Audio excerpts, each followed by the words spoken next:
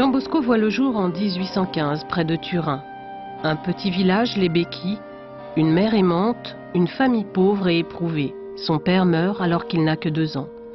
Sa vocation se révèle dans un songe qui va marquer toute sa vie. Il a vu des gamins qui se disputaient, qui blasphémaient, qui se comportaient mal, et lui, avec son tempérament énergique et même violent d'une certaine façon, il s'est précipité au milieu d'eux avec des coups de poing pour les faire taire et les faire, pour les rendre sages en quelque sorte.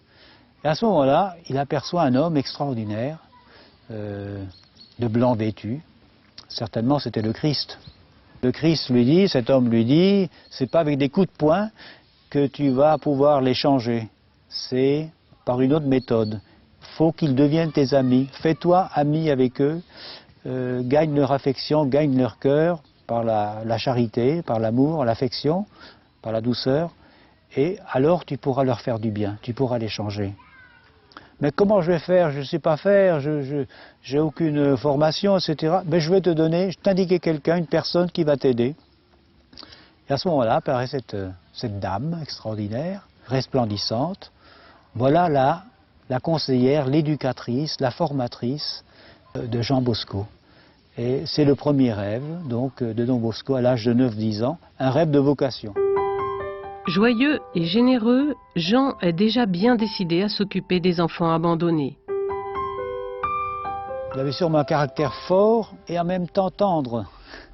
Puis une énergie, une volonté assez exceptionnelle.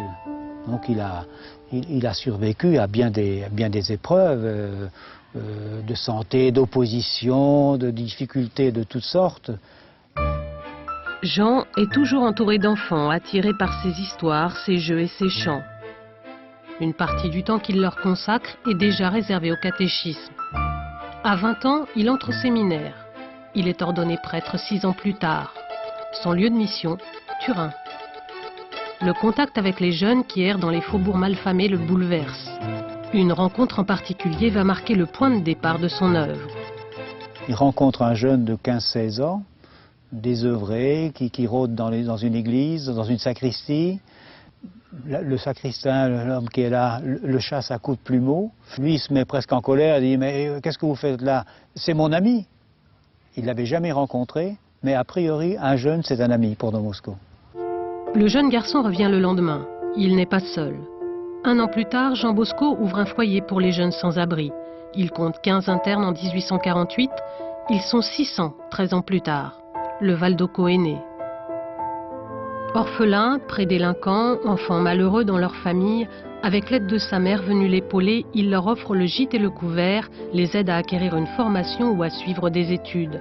Il s'occupe également de leur éducation religieuse. Considérer l'enfant dans sa globalité pour lui permettre de s'épanouir totalement. Il a dit donc, mon système à moi, c'est le système préventif.